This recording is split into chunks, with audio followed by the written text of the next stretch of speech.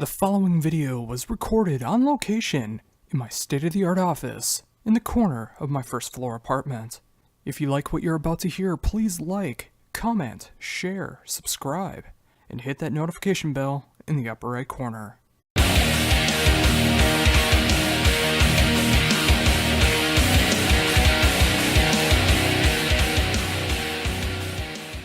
Hello. Hey, how's it going? Good. Awesome. Well, thank you for taking the time to do this interview. Oh, yeah. Thanks for doing the interview. My pleasure. Oh, awesome. Well, of course, we're here to talk about the brand new album from Night Demon, Darkness Remains, which is coming out in April. And I gotta say, with just getting with the album for the last few days and really digesting it, I love what you guys are doing on this album. Oh, awesome. Thank you. I'm glad you actually had a chance to listen to it. So that's great. I appreciate that. Oh yeah, I've only had it for a couple days, but I've been making sure to listen to it as much as I can because I loved Curse of the Damned, and I love what you guys are doing this time around as well. Awesome, appreciate it. You know, it was really hard to follow that up. From the public's reaction. The last record, it got, pretty great reviews all across the board, and we did 2 years of touring on it. So there was definitely a lot of pressure to follow that up, and we were definitely feeling it. So it's good to hear that you're enjoying it. Oh yeah, without question. Having seen you guys a couple times in, let's just say, somewhat of failed shows in Minneapolis, I'm glad that you guys were keeping on the road as much as you have, whether it was like opening for KROCKS or doing the headlining shows, or just keeping the momentum going, because with so much press that Curse of the Damned got, yeah, I can imagine that the pressure was there for the next album, but I think you guys nailed it. Awesome. Thank you. It's good to hear. It feels good, we're definitely, we did it when we were ready for it, so we feel confident about it. So with that pressure in mind, how did you guys go about writing the new album? Oh man, it's been when Brent was still in the band, we started writing it 2015. But there's so much touring that we've been doing. It's really hard to write on the road. I'm not going to say it's impossible, but it's really difficult focusing on it. I'll have ideas here and there. I'll jot them down and record little things in my phone, melodies and such. But really, I think it's just, when we're home, which isn't very much. And we didn't get a lot of time to record this at all. I did it in 8 days. But, you just got to focus in on it when you're doing it and not give up on the material, A lot of time when I have writer's block, I'll purposely write a really bad song, just to get it out of the way and just to complete something. And I've learned that, you can force creativity. You can do it. But I think 90% of it comes with just doing the work, instead of criticizing your work, just doing it, And when you can do something purposely bad, it's pretty interesting, A lot of good ideas start flowing, So, I tried to take the pressure off by doing stuff like that, and it worked. So this is the result of it, But thinking about it right now, if you told me I had to go write the follow-up to that right now, I would be cringing, So I'm not in that frame of mind yet. Well, thankfully, you don't have to worry about that for quite some time. Right. Yeah, with Darkness Remains, I can imagine that a lot of touring will be coming up for that. With how much you did for Curse of the Damned, I imagine just as much, if not more, for Darkness Remains. Absolutely, and we just finished the last leg of the Curse of the Damned tour in late February. We were in South America for a month touring on that record, and now we're out with Anvil. We've been out with Anvil for a month in the States, kind of setting up the new record. We're playing the first 2 singles off of it. We're doing that live and doing pre-orders and stuff from the merch booth and selling some new merch based on the new record. So it's cool. This is just beginning. It's kind of funny because the touring cycle for Curse just ended 3 days before this one started. So it's really a continuous thing, And like you said, the momentum is good. And we're really focused now. We're already booking for 2018. Oh, wow. It's great to see that kind of preparation in mind already. You guys deserve that. You have to do it, man. You have to do it, A lot of bands will go on tour. They'll be like, okay, we're going to do this tour in a few months, get everything ready for that. They focus on that, come home, and they're like, what are we doing now? We're already lined up for the rest of the starting. So, a lot of good stuff happening. Again, this is what we're talking about. Oh, are you still there? Are you there? Oh, yeah, I lost you there for a few seconds. Okay, I'm here. Okay, cool. Well, awesome. Well, like, you're absolutely right when it comes to touring like that. I mean, the longevity of the band usually depends on that. I mean, the more that you think ahead in the future, the more that you can be prepared for it. Absolutely. And, there's a lot of bands at our level, or below, or even slightly higher. They don't really consider those things. They have these mainstays home and day jobs and stuff like that where they're constantly having to work around that versus working around their career. And the only way to really make it legit and make it your career is to just absolutely do it all the time and refuse to do anything else. And that's not well done. I mean, we're not even home enough to get it. Nobody would ever even hire this thing. And that's kind of the way we've designed it. I mean, I'm homeless, literally. And I'm not expecting sympathy for that. That's definitely a choice that I've made. But I've never been as happy in my life, and I've never felt as much financial freedom, believe it or not, When I had a nice place to live and I had a real job and stuff, I was constantly worrying about finances and stuff like that. And now the world is open, like the world is our home. And, in my off time, when I'm not directly working with the guys physically, I spend my time in other parts of the world and I'm working on, the logistics of the band and our festival and the other bands that I manage and stuff. So it's a good situation to be in right now in my life. And, really it's the only way. If you're going to go for it, you got to go for it. You can't talk about it. You just got to do it. So in other words, to make a really bad pun, you're going full speed ahead. Absolutely, man. And I'm not looking back, So that's just the way to do it. You got to have that hunger. You got to have the right vehicle to do it. And I think that this band is that. If it wasn't working and it wasn't progressing, we wouldn't be doing it. So all the signs are there, and we're just following that roadmap. And with that, I mean, with a band like Night Demon, it really shows a lot of versatility that you guys can go through. I mean, whether you're opening for KROCKS or going on tour with Anvil, I mean, is the audience reception for, like, ones that are new to you, I mean, is it usually favorable when you can go into those different markets? Absolutely. Absolutely. I mean, that's one thing is, we're playing to new fans every night when we're doing tours like that. At the same time, I'm very pleased, especially on this tour, that we're pulling our own weight. Like it's pretty much split down the middle. Half people come to see us, half people come to see Anvil. Some people are coming to see both, and we're picking up a lot of new fans from that. But I just feel really good that we're worth what we're getting paid. So and then some, really. But again, it's a progression. It's baby steps, but it's something every day. It's a step forward every day. It doesn't have to be like these big flashes of greatness, that you see from bands, 2 or 3 times a year. It doesn't really last. It's about the consistency. That's what gets you there, and then before you know it, you're like, oh, I mean, you can see it with a lot of classic bands too that never stop playing. Bands that never really got a lot of recognition or never really broke through are like the biggest bands of today, So, or bands that have went with the ebb and flow of trends, that still stayed the course, like Slayer's like the biggest they've ever been now. King Diamond, the same thing, And these bands were playing theater-sized venues 10 years ago, So, there's something to be said for that, And we study a lot of history in metal, and what our heroes have done and what they've done in their careers and the patterns that they've created, and we closely model that.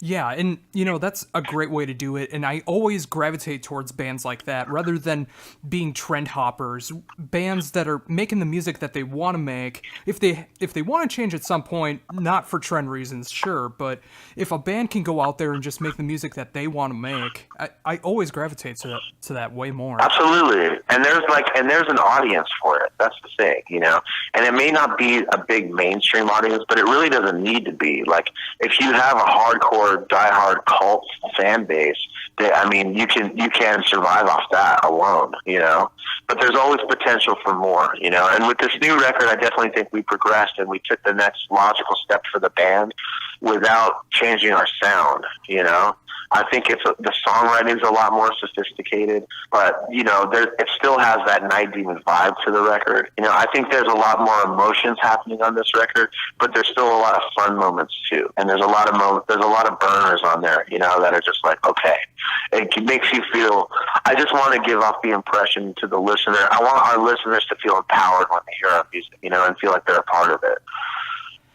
And speaking of that, I didn't get any lyrics or a press release with the album. I was just fortunate to get the MP3 versions of the album. Is this a continuation of Curse of the Damned, like lyrically, or is it its own story? It's its own story. There's a trilogy on the album. The song Welcome to the Night, Life on the Run, and Darkness Remains is a 3-part story. I'm not sure if you've seen the video yet for Welcome to the Night. I did. Okay, so that's part 1. So parts 2 and 3 are coming, and there's actually a spin-off, which is a 4th part, which when the story ends, there's another kind of continuation of that. So we're going to put full production videos into all those too, and that story will be unveiled.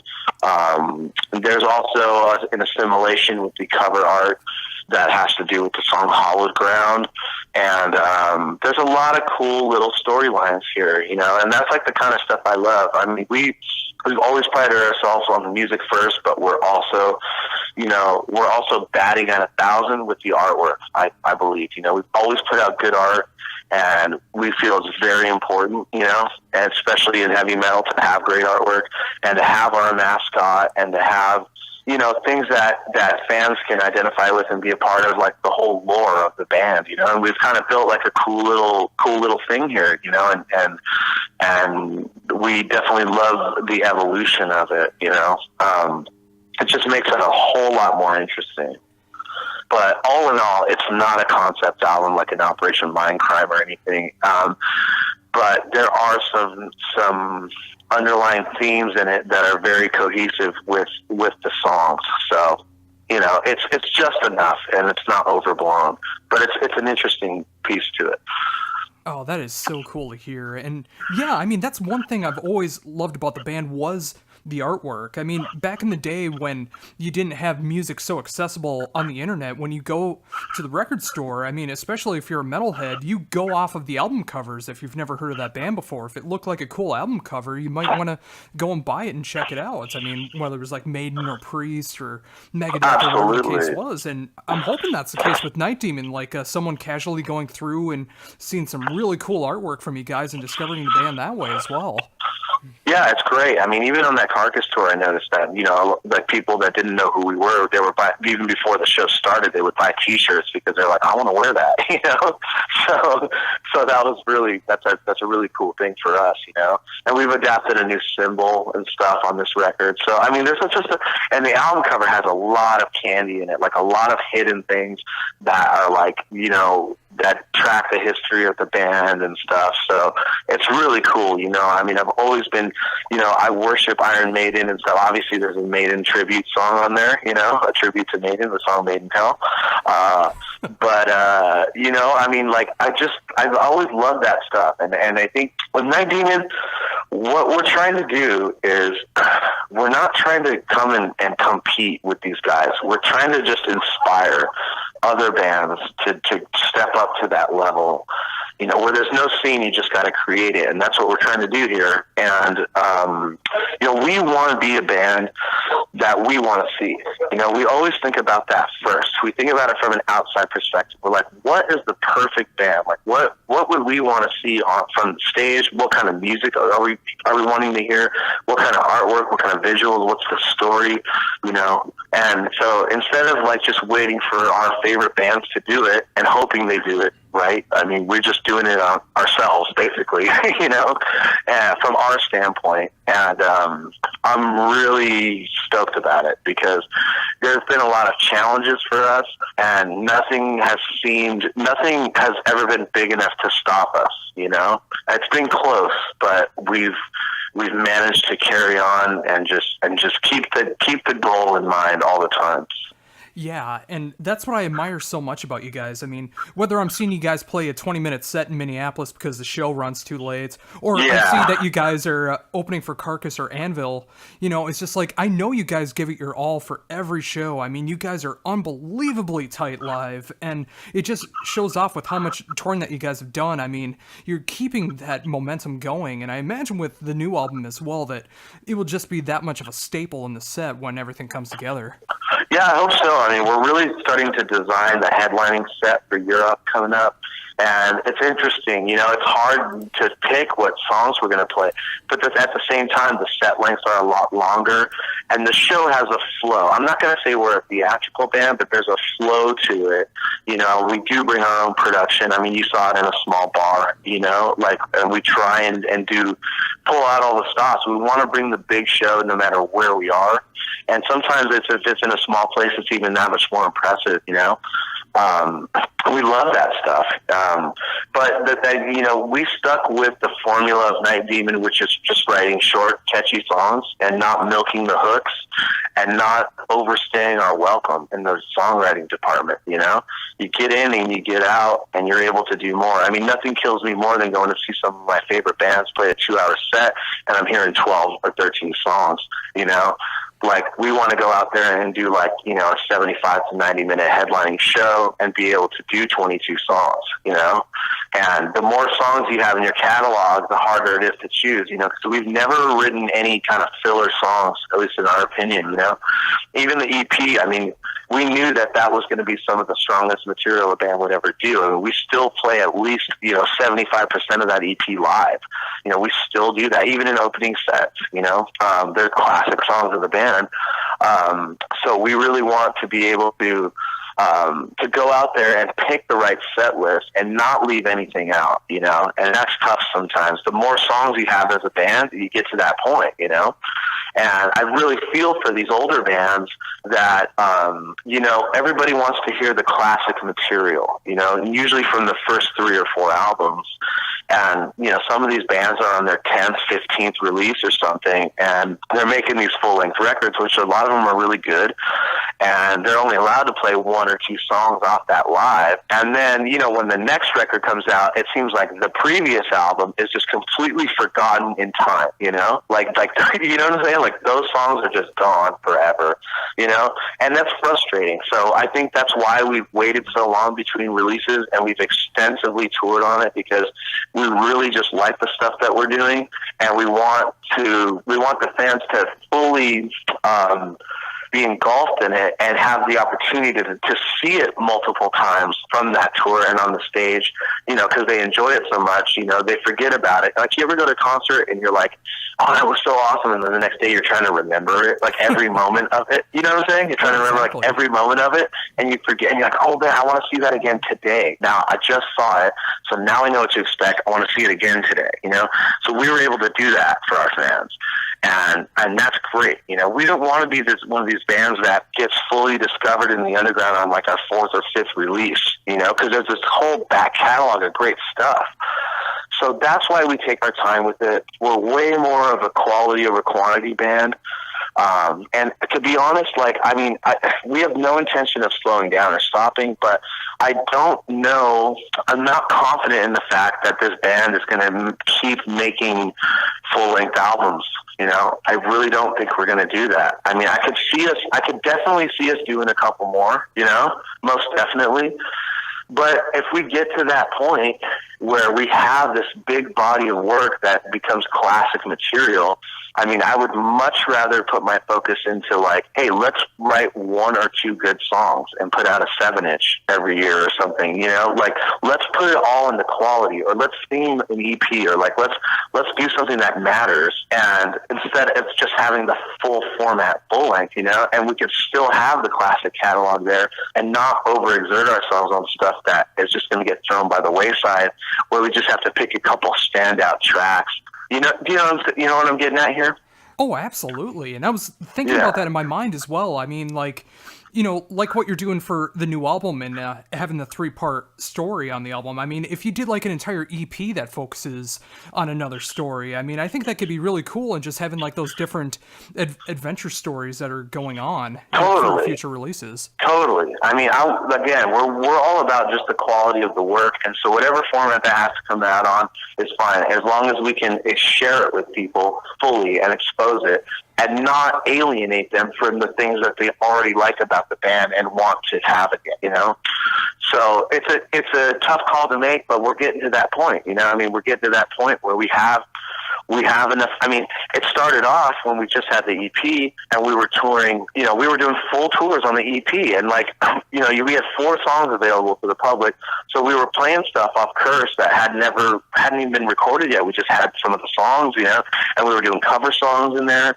And now we have a whole body of cover songs, I mean, and those cover songs are part of the band's catalog. They're officially recorded and released, and kind of like Metallica has the same thing, So we're getting to that point right now where there's a lot more songs in the band's catalog, and we're already having to choose what we can play, what we should play, and what we shouldn't.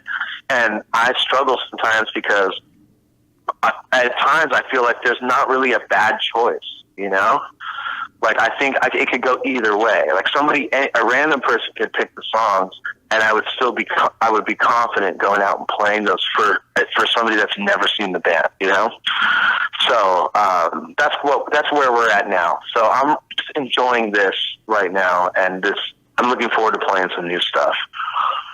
Oh yeah, and I'm excited to hear those songs live too, because with envisioning how they sound live, I mean, with the studio material, I mean, they're easily just going to fit in with the back catalog just fine, and they're going to become staples as well. I hope so, yeah. Thanks for that confidence. Oh, not a problem. So, I also know as well that you also do some band managing as well. How do you find the time to go between Night Demon and being a manager as well? I find that a lot of the things that I work on come hand in hand with what I do with the band. So it's not a far stretch, It's not that I'm, it's not like I'm managing like an R&B act, You know what I'm saying? Like I'm definitely in my world within everything that I'm doing. And I'm like not only in my world, I'm within my specific subgenre, So it's very easy for me to talk to festival promoters and agents and labels and stuff that I already deal with and say, hey, let's talk about Visigoth, or hey, let's talk about Surathungal, or and vice versa. People approach me about those bands and then they want to talk about Night Demon. So it's really it's like a gang, We're like a gang, like me and my guys, and that's how it is. We do a lot of things together. We tour together. We do festivals together, and we help each other in a lot of ways. So you just have to make the time. You have to find the time, and you have to focus on what you're doing when you're doing it. You can't be scatterbrained, So I find time on the road to block aside, like, for example, to do interviews. I've done 6 already today. So, like, you have to just find the time to do it. You have to block it out, and you have to go, this is what I'm doing right now. And then you just switch gears. So luckily, we do tour so much that it's very easy for me to go, okay, it's stage time, it's gang time, Like I can get out of the mode mentally and get right into that. Yesterday I was so tired, I slept right up until showtime. And I just got out of the van and went on stage, threw a bucket of water on my head. I know the set list. I know the whole flow of the show. I'm a month into this tour. So I just get up there and it's like autopilot, But I do enjoy playing the most. Like, I do enjoy being on stage, and I've never had as much fun as I am now. We've played so much together. I mean, last night I was playing and I was like, man, I know how to play. Like, I know this stuff. I know this instrument. You know what I'm saying? I know my voice. It was like feeling the mastery of it, where you're like, you're not, sometimes your instrument can play you, if you're not there mentally. So it's gotten to that point where it's good, or I'm not overthinking it. I'm just going out there and doing it. And I want to keep that going. So that's the plan. Yeah, and that comes with so much confidence from playing so many shows, believing in yourself that much. I mean, I know that you know, whether you're headlining at a small bar, you know, again with like KROCKS or with Anvil, you know, just like very huge names like that, and being able to go out there with that underground vibe and, you know, slowly rising where you guys belong to be, and just showing everybody that your style can prevail just because of the confidence in yourself, how tight you guys are, and some amazing songs and imagery. Yeah, absolutely. And you know, I think that it's almost a benefit for us when we're on support tours, because I find all the pressure taking off of us. Like, we're going out there and we're pushing these headliners hard, you know. We're going out there and our fans are showing up and they're ready for us. And we're going out there with full-blown production and we're like breathing fire, you know, and we're like, okay, we're going to go there, we're going to lay it down, and now you got to come up and you got to top that, and you have to play twice as long, you know? So what's up, you know? I mean, it's friendly competition. I get along so well with all the bands we've toured with. I mean, we're close friends. I would actually say, I go as far as to say that. I'm close friends with KROCKS and with Anvil, Raven, Skullfist, you name it, and all of them, you know? But when it's game time, you know, this is what we came to do, you know? So I like the fact that there's that friendly competition and that we're pushing everybody else to do better as well. And again, there's no pressure. I mean, we've done headlining tours. Trust me, we brought Visigoth out and I was like, these guys are killing it, you know? And they pushed us, you know? So it's good to have that, you know, and it's good to have that kind of focus. And it shows, you know, people in the band, they tell us, you know, they're like, fuck, man, you guys burned it down tonight. It's like, okay, but now it's your turn to go do that. So, yeah, but all is good. Yeah, and, you know, that's the amazing thing, again, with having a band like Night Demon on the bill, especially when they are opening, because there's so many people that go to crowds just for the headlining band, for one song that they're familiar with. But when you can win them over the way that Night Demon has so often with all those great tours, I mean, it really makes all of those bands aspire to try harder, because you're showing them how it's done. Right. And I think it's more than anything, I've seen the way that we've been able to pick up fans in the craziest ways. You know, with for example, if you're on tour with a band like Anvil, there's, you know, you're always going to get some older people that they see you and they're like, what the hell? Like, we had no idea that there was even a newer scene for this, or younger bands. They just don't know, man. They have no idea. So we are proud to be ambassadors of that and spread the word, not just about us, but about other bands. A lot of people find out about other bands by being fans of us, by us releasing the heavy metal mixtape that we do, by our Frost and Fire Festival, and all that stuff is centrally located through our website and our channels. So we're constantly promoting other bands, you know, and promoting that scene and helping it thrive, you know. And then we'll go open for KROCKS or play with some extreme metal bands, and the older cats there are like, okay, I can dig this. I'm into extreme music, but I cut my teeth on Maiden and stuff like that. So I get this. I understand this, and it's cool. It almost gives them a nostalgic feel, you know? And the younger kids, it's a brand new thing to them. It's not a throwback. Their first favorite band was already screaming at them. They're like, whoa, this is like, there's melody here, but it's heavy. My girlfriend likes it, and I dragged her to this Cookie Monster show, you know? Like, you know, it's an amazing thing, and it makes me confident to open for any band, really.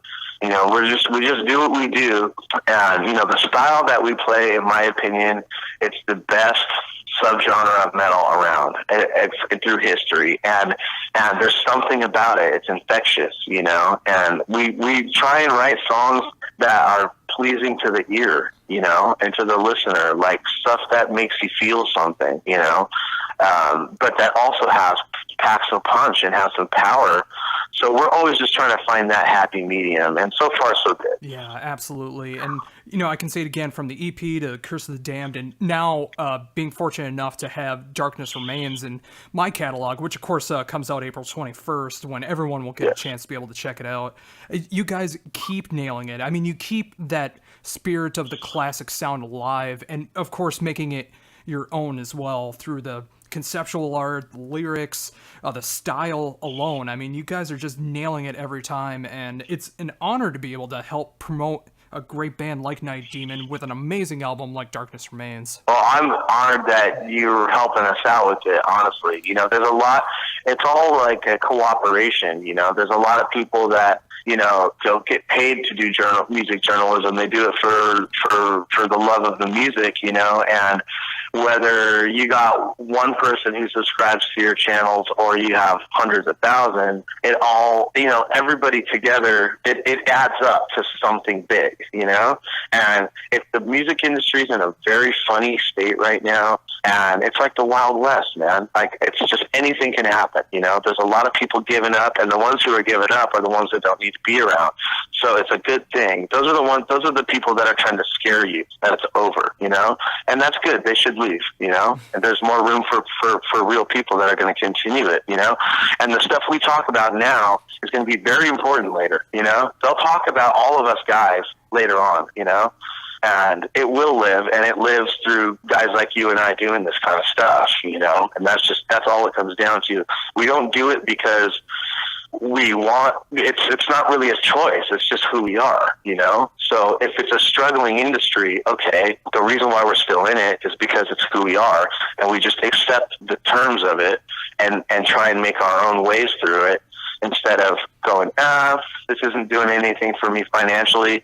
I'm not getting famous. I'm not making enough money so I can just sit around and do nothing with my life, you know? It's a challenge, and it's a passion, and that's why we're all here. Yeah, without question. I mean, that's exactly why I'm doing this. I mean, I don't care if I make another dime at what I'm doing. I mean, I want to be able to promote the bands I actually truly do care about, whether it's a band that just started last week or a band that's been going for 30 years. I mean, every band deserves good promotion if they're good people and make good music, and that's exactly why I'm here. Sure, and the good people like you that are passionate about it and do good promo and follow closely with good relationships with people in the industry. I mean, there is a payoff. You know, you get promos, you get into shows for free, you get to talk to the people you want to talk to. You know, it doesn't always come down to like who's filling your pockets with undeserved money. You know, it just comes down to, are you able to sustain your lifestyle the way you want it and be able to be on the inside track of things that you really like. You know, that's where it's at. Yeah, and again, I'm so glad that you're able to do this with Night Demon, with being able to manage some great bands, and just really being full-fledged into this scene, because, you know, it's like we really need this for metal, like people like you to be able to go out and continue this, because it will inspire others to keep it going. Yeah, that's what we're here to do, and I'm hoping to do that, and I'm constantly talking to bands and other managers and agents and telling them this is how to do it, or, you know, and this is why you have to do it, and this is when you have to do it, you know. And there's excuses all around the board a lot, but there are a lot of other bands that really do want to do it, and they are going for it, you know. And I think there's a lot of bands that could really make a lot of really good things happen for themselves if they would have enough confidence to just take that leap of faith, you know, and just pound the pavement, you know. I've seen the results. The problem is it's hard to start, you know. Like, starting is scary. Leaving it all behind is scary as hell, you know. But like I said, I mean, what's the worst that can happen? You got to go back and get another job. Like, you can do that any time in your life, you know. So when you got something good, when you got lightning in a bottle, you got to let it ride, you know. Or else you're going to have regrets. Seriously. People on their deathbed, I've read studies, man, that they don't regret things that they've done, like even horrible things that they've done. They always talk about, man, I wish I would have taken the time to do this, you know, because now it's too late, you know. I wish I would have just said, screw that, man, because now the job doesn't matter, you know.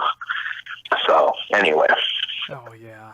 And, you know, like right there, that positive stuff, I think that's a perfect time to end the interview. Thank you again so much for taking the time to do this, to be able to promote the brand new album from Night Demon, Darkness Remains, which comes out April 21st. And, of course, all the amazing touring that will be coming up in the future. I know you'll be hitting up Minnesota again sometime soon. Absolutely. We hope to be there near the end of the year. Yeah. Awesome. Yeah, I'm definitely looking forward to it. Again, thank you for taking the time to do this. And before we wrap up, is there anything else that you'd like to mention that I haven't brought up yet?